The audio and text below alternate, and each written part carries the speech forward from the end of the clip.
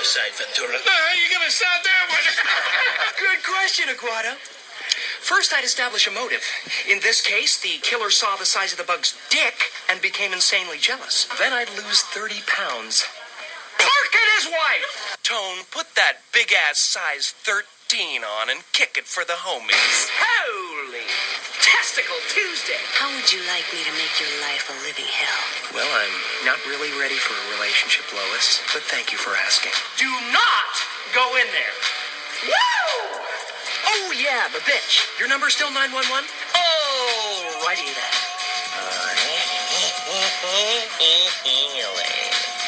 When I get out of that bathroom, you better be gone. Is it number 1 or number 2?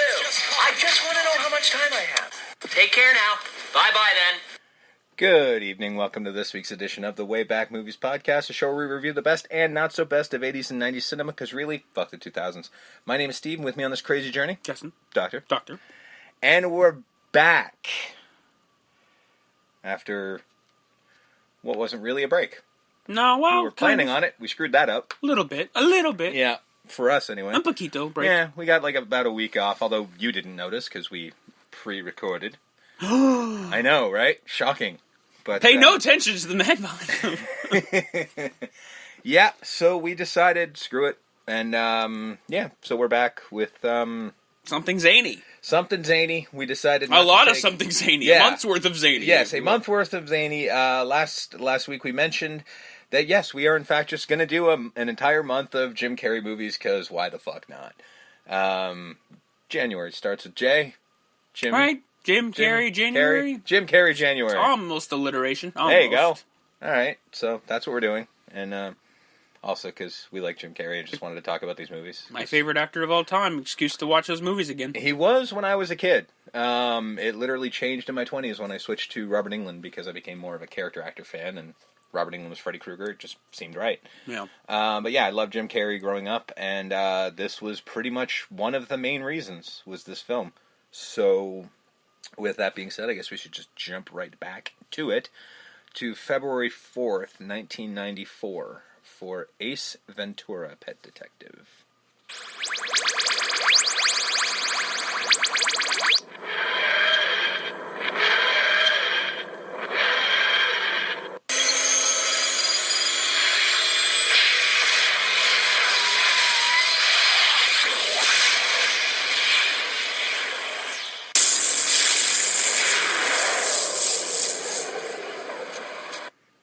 Okay, so here we are, 1994.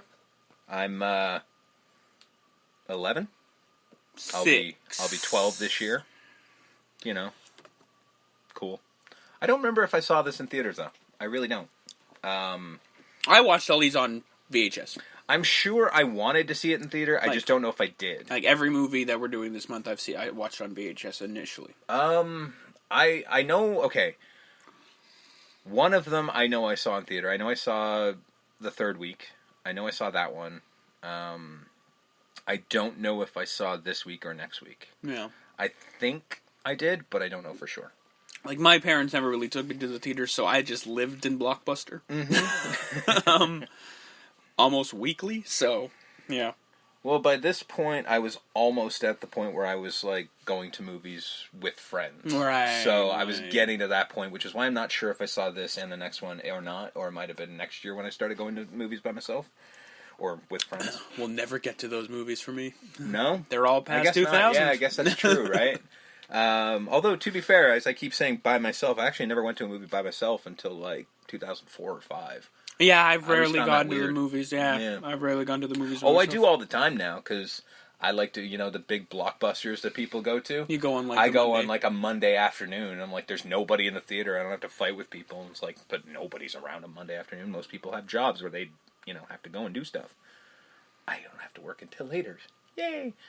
So anyway, Ace Ventura, Pet Detective, February 4th, 1994, directed by Tom Shadyac. I don't know how to pronounce that properly. I'm going with Shadyac.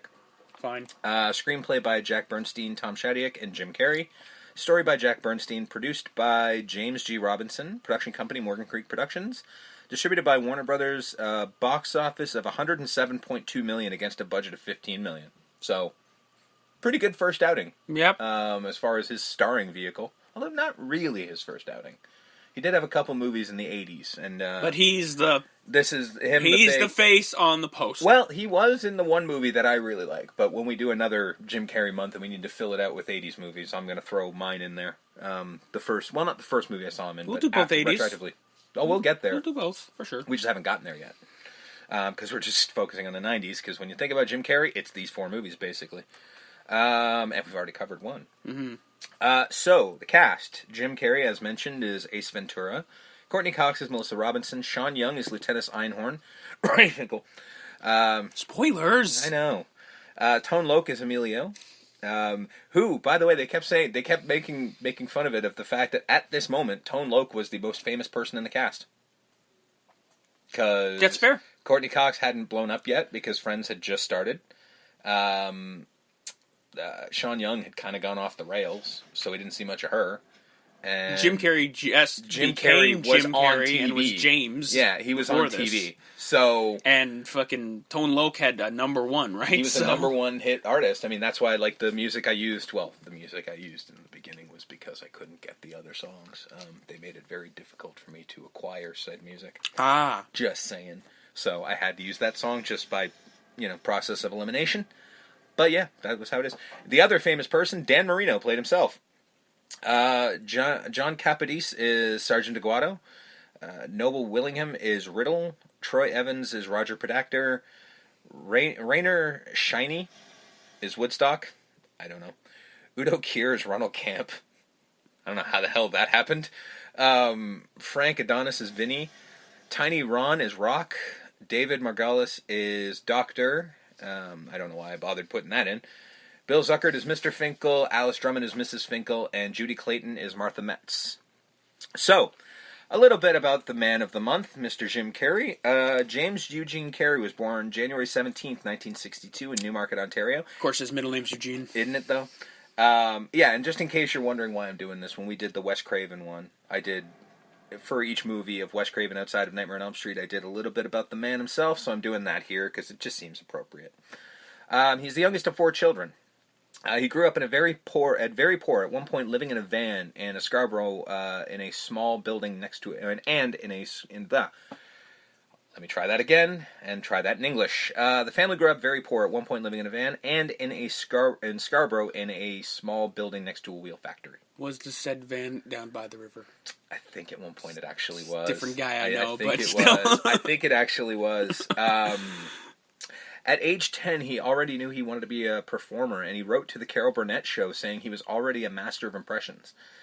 He actually did get a response from her, although, of course, he did not get a job like he was trying to do. In school, of course, he was the class clown, and one teacher, in a rather genius way of calming him down, made him a deal that if he was good the whole day, he could have 20 minutes at the end of the day to come up with cool stuff and perform. We'll give you a good 20 minutes. That's pretty much it, yeah. Which is kind of genius. Jesus, they don't even give you that at the comedy clubs nowadays. No, they really don't. You get 5 minutes and you better be good. Pretty much. He dropped out of school at the age of 14 to work as a janitor to help the family. While he was struggling to obtain work and make a name for himself, his father tried to help the young comedian put together a stage act, driving him to Toronto to debut at the comedy club Yuck Yucks. Carrey's impersonations bombed and gave him doubts about his capabilities as a professional entertainer. His family's financial struggles made it difficult for them to support Carrey's ambitions. How do you think they're feeling now? Enjoying their house, I'm assuming. All of them, I'm assuming. Eventually, the family's financial problems were resolved, sort of, and they moved into a new home. With more domestic stability, Carrey returned to the stage with a more polished act. In a short period of time, he went from open mic nights to regular paid shows, building his reputation in the process. A reviewer in the Toronto Star raved that Carrey was a genuine star coming to life. Carrey was soon noticed by comedian Rodney Dangerfield, who signed the young comic to open his tour performances. Dangerfield eventually brought Carrey to Las Vegas. However, he soon decided to move to Hollywood, where he began performing at the Comedy Store, and in 1982 appeared on the televised stand-up show An Evening at the Improv. The following year, he debuted his act on The Tonight Show. Despite his increasing popularity as a stand-up comic, Carrey turned his attention to the film and television industries, auditioning to be a cast member for the 1980-81 season of NBC's Saturday Night Live. Carrey was not selected for this position, although he later hosted the show in May of 1996, January of 2011, and October of 2014. And said, suck it, every single time. Probably, yeah. In 1984, Carrey was in the short-lived sitcom The Duck Factory. Yeah, that's all I have for this week. Next week, there will be more. Spoiler alert, it's all about one thing, but we'll get to that eventually. So, production of Ace Ventura. The chairman and CEO of Morgan Creek Productions, James G. Robinson, sought to produce a comedy that would have a wide appeal, a Fletch for the 90s, if you will. Which they were kind of going for, but we'll get to why that didn't happen. Originally, Ace wasn't written to be animal-related, but more of a generic Sherlock Holmes parody. Screenwriter Jack Bernstein came up with the pet detective idea after watching a David Letterman sketch about pet owners. Gag writer Tom Shadyac pitched a rewrite of the script to Robinson and was hired as director for what was his directorial debut. Filmmakers first approached Rick Moranis to play Ace Ventura, but Moranis declined the role. That would have been a very different film. We're not done yet. They then considered casting Judd Nelson. That would have been an even differenter film. Or Alan Rickman. That would have been the most differentest of films. How much do you want to see that, though? Ace Ventura, Ace Ventura. He can't be No. zany. He can't, but it wasn't originally zany. I don't think he's okay. It wasn't originally zany. It was supposed to be like a hard nose. Not hard nose per se. It was more of a parody, but it was comedy. But it wasn't zany. Zany was written for Jim. It was like a drama, but with like maybe a little bit of comedic tone. Yeah. Instead of a literal cartoon person. Pretty much, yeah. You get a cartoon person when you hire Jim Carrey. Because that's, if you've ever seen his stand-up and it's on YouTube, you should go check it out. It's fantastic. Yeah, pretty much. If you've ever seen a man who is the living embodiment of cocaine, it's Jim Carrey's stand-up. It's crazy to watch. They also considered changing Ace Ventura to be female and casting Whoopi Goldberg as the pet detective. Just going to let that sit there.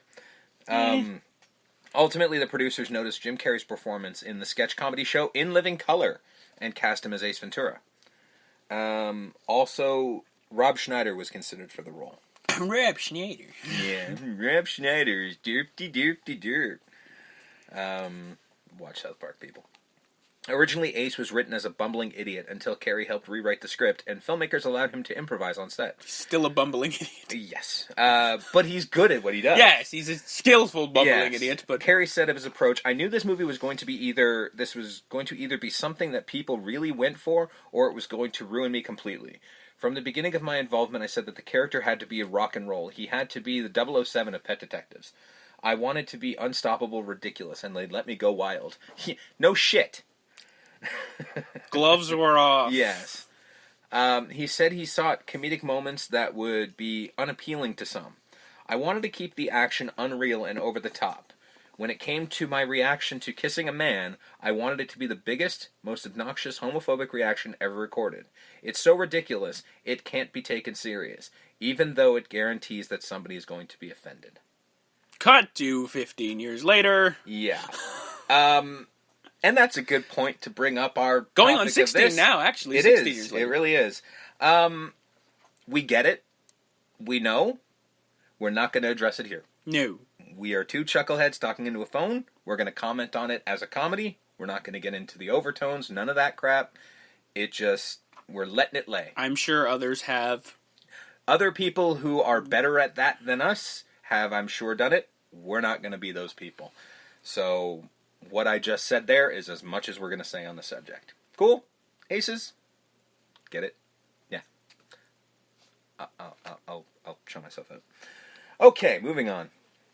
Writer Steve Odenkirk, who would later write and direct Ace Ventura: When Nature Calls, and Carrey would work on jokes for Pet Detective until midnight. Is that any relation to Bob Odenkirk? Yeah, no, he's not actually. It's actually not Odenkirk, it's Odekirk. I just keep saying Odenkirk. Did you ever see Kung Pao Enter the That's Bob Fist? Odenkirk's brother. Yeah. Oh, is it really his brother? I believe so. I don't think so, because it's spelled differently, because Odenkirk actually has an N, right? Maybe. This is Odekirk without an N. Okay. So I don't think they're related. They just both do buffoonery. Mm-hmm. They would work on jokes for Pet Detective from midnight until 4 a.m. after working a 15 or 16-hour days on In Living Color. Odenkirk described himself as and Carrey as two giddy idiots tossing jokes around. So